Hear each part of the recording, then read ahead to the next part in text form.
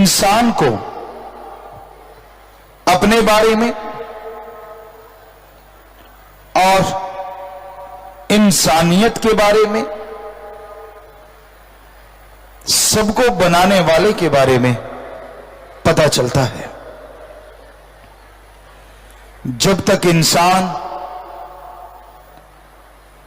इंसानियत को नहीं समझता, तब तक वो मालिक से दूर है, वो आत्मिक शांति से दूर है, वो व्याकुल, परेशान, गमगीन, बीमारी से ग्रस्त, चिंताओं से त्रस्त इधर उधर भटकता रहता है। अगर आप बेफिक्री की जिंदगी जीना चाहते हो, अगर आप टेंशन फ्री होना चाहते हो, तो सत्संग सुन के अमल करके देखो। सत्संग में सिखाया जाता है ईश्वर का नाम, सत्संग में सिखाया जाता है असलियत, अमलियत के बारे में। सत्संग में काटे जाते हैं जन्मों जन्मों के पाप, सत्संग से दूर होते हैं दुख, दर्द, परेशानियां, टेंशन। सच्ची श्रद्धा भावना से अगर कोई सत्संग सुनता है तो उसके अंत्यकरण में बदलाव आ जाता है।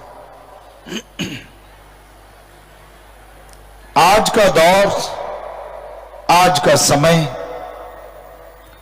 कलयुग का घोर समय है। इसमें मन इंद्रियां बड़े फैलाव पे हैं। लोग अपना उल्लू सीधा करने के लिए, अपना मतलब निकालने के लिए किसी भी हद तक गिर सकते हैं। इस स्वार्थी युग में रिश्ते नाते भी स्वार्थ की वजह से पिस गए हैं। आप सुमरन करें और सेवा करें, परहित परमार्थ। अपने लिए पशु पक्षी परिंदे भी जीते हैं, पर हमारे धर्मों में एक बात कही गई है। हिंदू धर्म में कहा है मनुष्य सर्वश्रेष्ठ है। सिख धर्म में मांस को सबसे बड़ा कहा गया। इस्लाम धर्म में आदमी को बड़ा बताया है, और यहां तक लिखा है कि फरिश्तों से मालिक ने इसको सजदा करवाया। जरा बताइए, ऐसा कौन सा अलग कार्य आप कर रहे हैं जिसकी वजह से लगे कि आप सर्वश्रेष्ठ हैं? खाना इंसान खाते हैं, पशु परिंदे भी खाते हैं। फर्क इतना है, इंसान जब चाहे खा सकता है या टाइमिंग रखता है, और पशु को जब मिल जाए वो तब खा लेता है। पर दोनों का उद्देश्य अपना पेट भरना, अपने लिए ताकत इकट्ठी करना। बाल बच्चे इंसानों के होते हैं, पशुओं के भी होते हैं। घर इंसान बनाता है, पशु पक्षी परिंदे भी बनाते हैं, बल्कि इंसान का जीते जी मलमूत्र संभालने में बहुत परेशानियां आ रही हैं, जबकि पशुओं का मलमूत्र खाद के काम आता है, उसका फायदा लिया जाता है और मरने के बाद भी पशुओं की हड्डियां, चमड़ा, मांस सब काम में आ जाता है। पर इंसान का ना तो जीते जी ये साजो सामान काम आया और मरनोपरांत, बल्कि हड्डियां संभालने में ही जुत्तम पेल हो जाती है।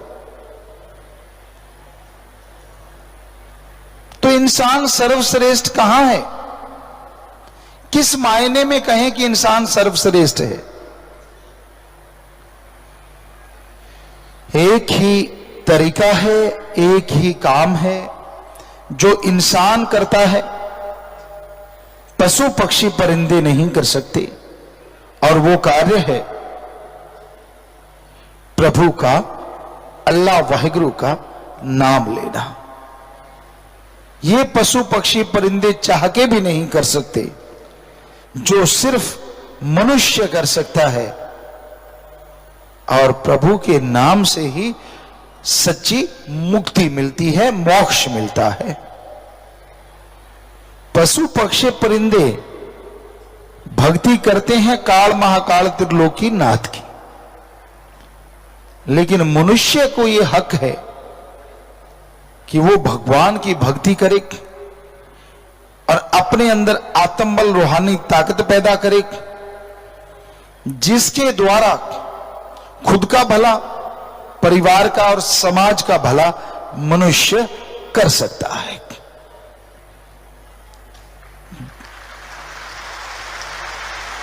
जबकि जानवर तो बात बात पे झगड़ा करते हैं,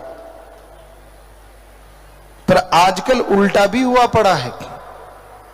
कई जगहों पे जानवर बड़े प्यार से रहते हैं और मनुष्य जानवर बन के झगड़ा कर रहे होते हैं, छोटी छोटी बातों के लिए।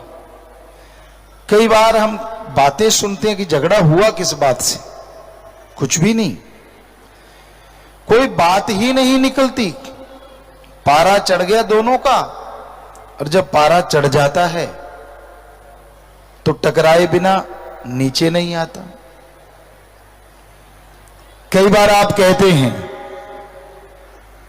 कि मुझे बुलाओ मत, क्योंकि पारा चढ़ा हुआ है। अच्छा है, सुमरण कर लो, एकांत में लेट जाओ 5-7 मिनट, पारा डाउन हो जाता है। तो उसका एक ही तरीका है, आत्मबल को बढ़ाओ, और आत्मबल बढ़ता है ओम हरि अल्लाह वाहिगुरु राम के नाम से। रोटी खाने से भी आसान है प्रभु का नाम लेना। रोटी खाने के लिए तो कौर तोड़ो, लगाओ, चबाओ, हजम करो, टाइम लगता है। पर प्रभु का नाम एक बार आपने ले लिया तो जीभा से, ख्यालों से जाप करते जाओ, ना कुछ तोड़ना ना कुछ लगाना, बस राम का नाम आप लेते रहो और खुशियों से झोलियां भरती जाएंगी। पक्के तौर पे अगर आप करते हैं तो खुशियां आगे पीछे घूमती हैं।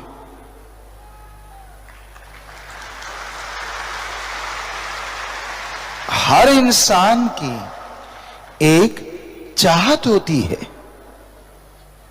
शारीरिक सुख, पारिवारिक सुख और आत्मिक सुख।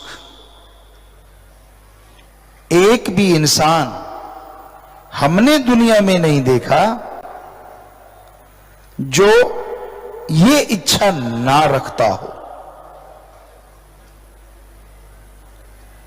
हर इंसान को सुख चाहिए,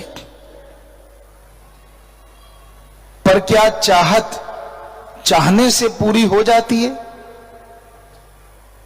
जी नहीं। इच्छा रखना बुरी बात नहीं, लेकिन उसे पूरा करना चाहते हो तो विधि के अनुसार ही इच्छा पूरी होती है। आप टेंशन फ्री होना चाहते हो, आप आत्मिक शांति चाहते हो, शारीरिक पारिवारिक सुख चाहते हो। अगर आपको एक ही उपाय बताएं, कितना आसान है। और यही नहीं, आपके आने वाले गम दुख दर्द चिंताएं, आपकी आने वाली परेशानियां जड़ से खत्म हो जाएं, वो एकमात्र तरीका है नाम, गुरु मंत्र, कलमा, मेथड ऑफ मेडिटेशन।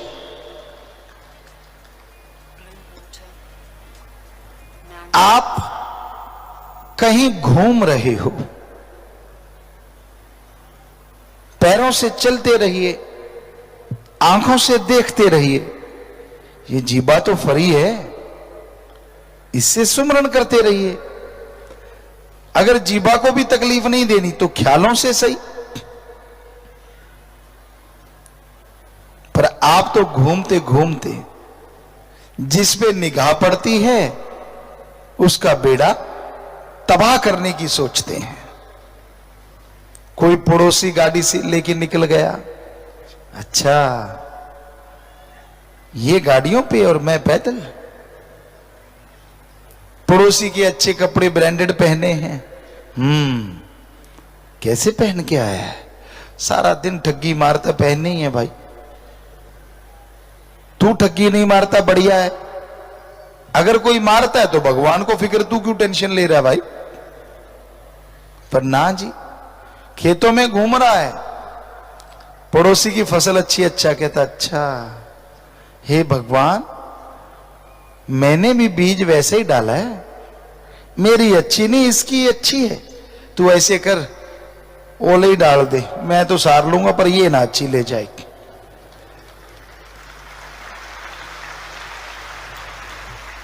दुकानदार का भी यही हाल, एक के लाइनें लगी हुई हैं और एक मक्खियां मार रहा है। बजाय खुद के मांगने के वो दूसरी तरीके से मांगता है। ईश्वर इसके लाइनें लगी हुई हैं और मेरे कोई ग्राहक ही नहीं आया, कोई बात नहीं मैं भूखा रह लूंगा पर इसकी आग लगा दी। ये नहीं मांगता कि मेरे भी लाइनें लग जाएं, ईश्वर मुझे भी ताकत दे, मेरे पे भी कृपा कर। भाइयों ये पाखंड में मत पड़ा करो। आंख फरकती है, फड़कती है। किसी की बाईं आंख, खास करके शायद भाइयों की, अगर बाईं फड़क जाए तो चारपाई पकड़ लेते हैं कहीं। तो मेरी बाईं आंख फड़क रही है, ऊपर से टेलीविजन वाले और इसको बढ़ावा दे रहे हैं, आंख फड़क रही है। बहनों की शायद दाईं आंख फड़क जाए। अरे आंखें फड़केंगी नहीं तो गड़बड़ हो जाएगी। अगर ये जाम हो गई, खुली की खुली रहेगी और बंद की बंद, तो क्या होगा? फड़कती रहने में ही फायदा भाई। खून का सर्कल चलता है, हमारी बॉडी का हर मसल कहीं ना कहीं फड़कता रहता है, हम गारंटी देते हैं आपको। बड़े मसल का पता नहीं चलता और ये बिल्कुल नाजुक मांस होता है, इसलिए इसका पता चल जाता है, दैट्स ऑल, और कुछ भी नहीं। पर आप इन चक्करों में कभी भी ना पड़ा करो। हम आपको सच बताते हैं, ये फजूल की चीजें हैं, पाखंडवाद है। क्योंकि धर्मों में लिखा हुआ है कि भगवान ने ना तो तारीख बनाई, ना दिन का नाम रखा, उसने दिन और रात बनाए हैं। आज अच्छे कर्म करोगे तो आने वाला टाइम 100% अच्छा होगा, आज बुरे कर्म करोगे तो आने वाले दिन आपके लिए बुरे जरूर होंगे। बोए पेड़ बबूल का आम कहां ते होए, अगर बबुल का पेड़ बोलोगे तो सुइयां आएंगी, सूड़े आएंगी, आम नहीं लगते। तो कर्म अच्छे करने चाहिए। एक बार दो अमली थे, वो बेरी का पेड़ था, उसके नीचे लेटे हुए थे। दोनों आपस में बातें कर रहे हैं। सामने कद्दू लौकी की पेठे की बेल लगी हुई थी, कद्दू की बेल। एक अमली कहता, यार ये भगवान गलतियां बहुत करता है। दूसरा कहता, क्या गलती कर दी भाई? कहने का, सामने देख बेल है कद्दू की, मरियल सी बेल है, पर फिर भी इतना सा कद्दू है। कहता हाँ। कहता, बेरी देख कितनी जबरदस्त है। कहता हाँ, और छोटे छोटे बेर। कहता, फिर? पहला अमली कहता, कद्दू बड़ा है, ये पेठा और कद्दू लगना चाहिए बेरी पे, क्योंकि वो मजबूत है, और मरियल सी बेल है, इस पे बेर लगने चाहिए। कहता है, बात तो तेरी सही लगती है। इतने में चक्रवात आया तेज, और पहला अमली चिल्ला उठा, अरे मान जा, गलती काट दे, गलती काट दे भगवान की। दूसरा कहता, तू ही कह रहा था गलती करता है, अब क्यों काट दूं? कहता, नहीं, भगवान गलती नहीं करता। कहता, क्या हो गया? अभी तो चक्रवात ही आया हवा का। कहता, सुन, चक्रवात आया, ये देख बेर ऊपर से टूट के मेरे नाक पे लगा, अगर वहां कद्दू या लौकी होता तो क्या होता? सिर्फ 2 छेद रह जाते, भूगोल बिगड़ जाता चेहरे। तो भगवान की गलती निकालने वालों, खुद के कर्मों में देखा करो कैसे कर्म करते हो। वो तो सृष्टि को बनाने वाला कभी गलत कुछ नहीं बनाता, कभी गलत कुछ नहीं करता। आप उसका इस्तेमाल कैसे करते हो, ये आपकी कमी हो सकती है, उसकी कोई कमी नहीं होती।